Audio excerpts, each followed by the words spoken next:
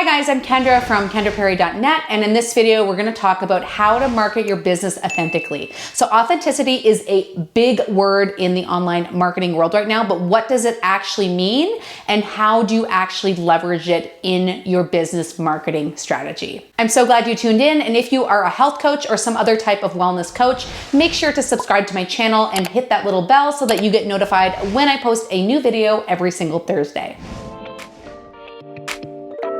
So me personally, I used to show up online as the person I thought I should be rather than the person who I actually was. The person I thought I should be was the professional and intelligent health coach. And sure, that was great, but it didn't quite feel right. And my business really started to take off when I just started to be my fucking self. And I stopped pretending to be someone else who I thought other people wanted me to be. And this is exactly what I want to teach you in this video and everywhere else, is to be your fucking self. So before we get to the good stuff and I start giving you my tips, I want to first make sure that we are on the same page. So what is authenticity marketing? Well, it is marketing your business or your brand by showing up as yourself and as who you truly are. Authenticity marketing would be telling someone that your program or service actually isn't a good fit for them and that there might be someone else who would be a better fit for them instead. Inauthentic marketing would be pretending that the webinar is live even though it's a replay. Inauthentic marketing is only showing the highlight reel on your social media and not talking about any of the real stuff. Inauthentic marketing would be pretending that your health condition is fully healed when in fact, you are still in the thick of it. Inauthentic marketing is marketing your business or your brand in any other way that doesn't represent you and who you are. Your ideal client is craving authenticity. They want to see you, the real you, not that made up version or edited version of yourself. They want realness, they want rawness, they want honesty. Plus, they can totally sniff your facade from probably about 100 miles away. People want to buy from humans that they can actually connect to, and they cannot connect to the fake version of yourself. So stop showing up as the professional health coach that you think you should be, or think you need to be, or think that people want from you,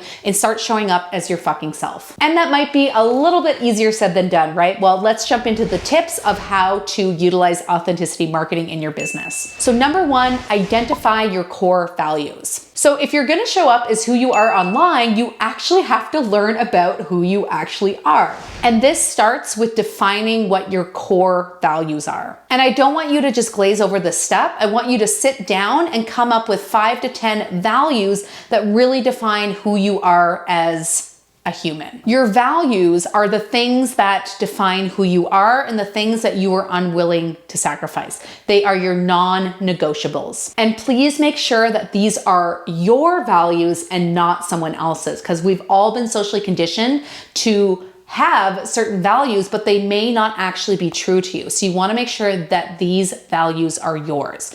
And if you're confused about what these values actually might be, if you Google core values, you can actually get a list of about 50 of them to choose from. So for example, some of my core values are fun, laughter, integrity, adventure, and connection to nature. So these are values that are totally non-negotiable. I do not sacrifice them, and they really define who I am as a human and how I live my life. Once you know what your core values are, you'll get a better idea of who you are and what you stand for. This is going to help guide your business decisions and ultimately what you end up saying yes to. So for example, if one of your core values is being at home with your family, then building your business model on speaking engagements that require you to be in hotels and away from home is probably not going to be something that you pursue. So when you know what your core values are, you can actually build your business and your brand around them. Number two, speak with your own voice. So when you show up online on social media like IG stories, Facebook, YouTube, wherever, you want to make sure that you are speaking with your own voice and using the words that you actually use. So this means that you should talk the way that you talk in real life. If you like to say the word fuck, say fuck.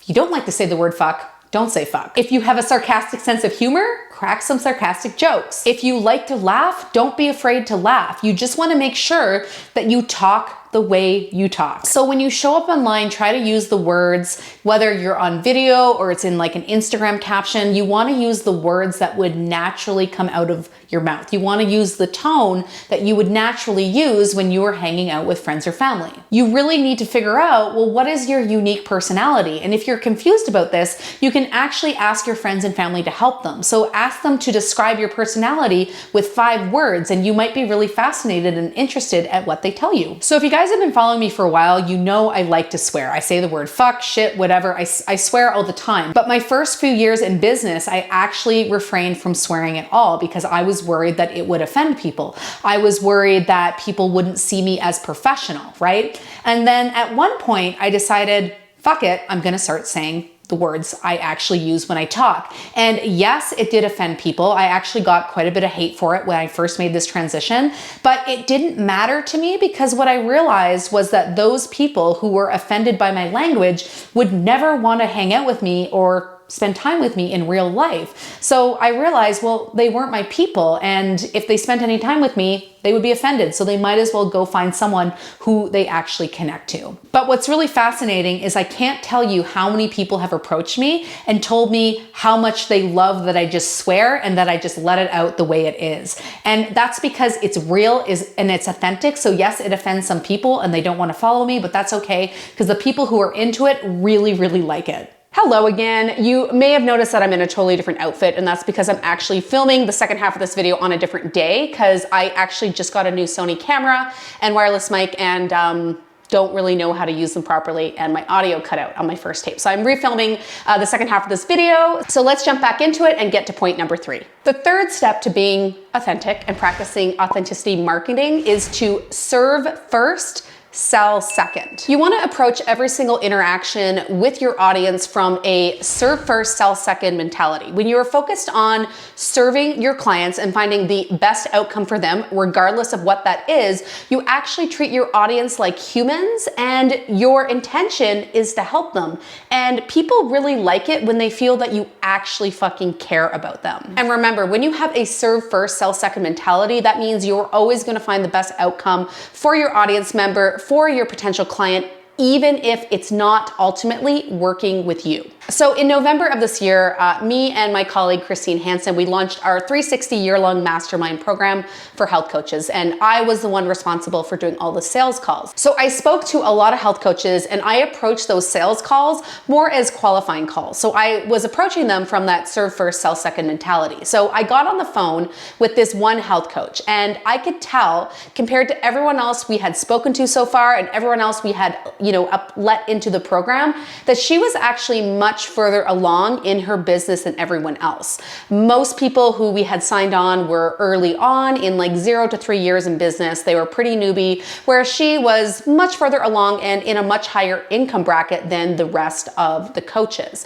And she was pretty much ready to invest and join the mastermind, but I ended up reaching out to her through DM on Instagram and being like, you know what, like we would love to have you in this program. We would love to support you, but based on what you're telling me, based on where you are in your business, it just seems like you're not going to get the best value out of this program. And I'm just not feeling like this is a right fit for you.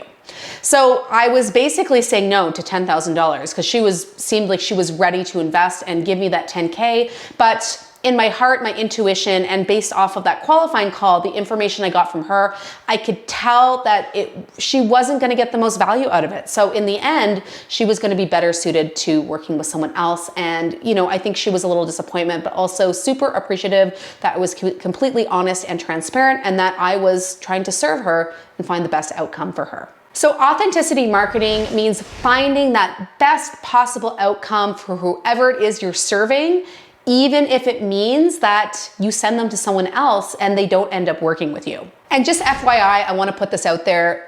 Approaching business with a serve first, sell second mentality doesn't mean that you're just out there giving free information and breaking your boundaries. But what it does mean is you are out there being generous with your content, giving as much value as possible, and really, really caring about the people who are following you and always trying to help them as much as you possibly can. Okay, so step number 4 is to embrace the haters. So when you show up online authentic and as exactly as who you are, some people are not gonna like it, right? When you really embrace those interesting or unique or polarizing sides of your personality, ultimately, some people just aren't gonna like you. And guess what? That is okay. We cannot make everyone happy. We cannot make everyone like us. And that can be a tough one to swallow because a lot of us have actually been conditioned to be people pleasers and we secretly want everyone to like us. But when you are authentic and you're showing up as yourself, some people, they just aren't going to resonate with you.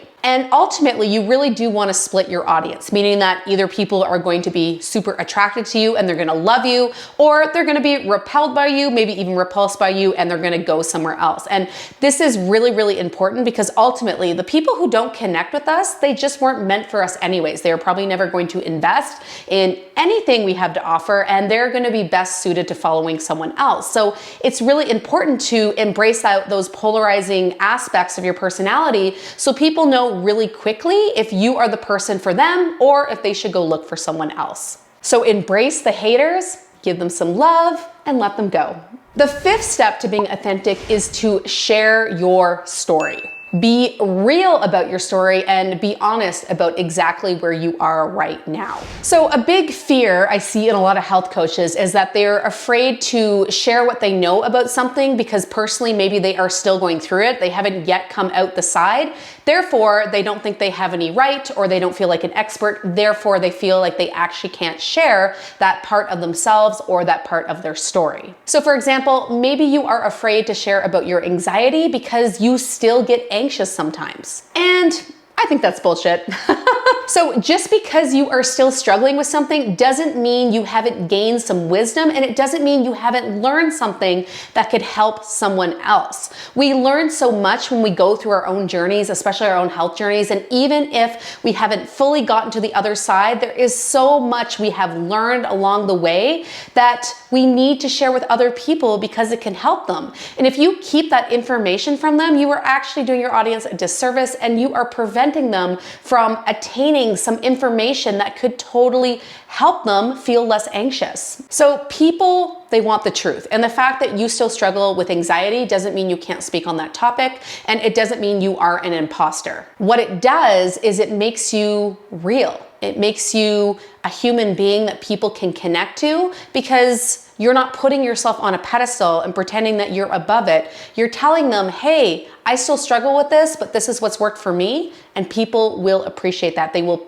appreciate that authentic side of you. So just remember, we are health coaches. We are not bulletproof. We are not perfect, and we still struggle, and that humanizes us, and that is what our audience really wants from us. So being real about your story, sharing your story, the ups and the downs will really allow your audience to connect with you because stories are in our DNA. This is how our ancestors shared information. We love stories. Just think about your connection to stories. So when you share your story, when you're real, when you're honest, when you're authentic, your audience will connect to you and you will also connect with them. But they will never connect with you based on a lie. So don't fucking lie. So let's just break that down quickly. So how do you be more authentic online? Number one, you need to identify your core values. Number two, you need to speak with your own voice and not someone else's. Number three, you need to approach selling and giving value and giving content from a serve first, sell second mentality. Number four, you need to embrace the haters and be unapologetically yourself. And number five, you need to share that amazing and inspiring story of yours. So if you like this video and you found it helpful and you want to get more tips and tricks from me for your health and wellness business, make sure to subscribe to my weekly business tips because I send out a super juicy, super actionable tip every single Tuesday to my email subscribers. So you can just grab that link below. And if you like this video, make sure to let me know so I know to make more content just like this. And you can do that by liking it, subscribing to my channel, and sharing it with your fellow business besties. And make sure to comment, I love it, in the comments below if you really love this video so I know that I should make more content just like this one. Now go be your fucking self and don't apologize.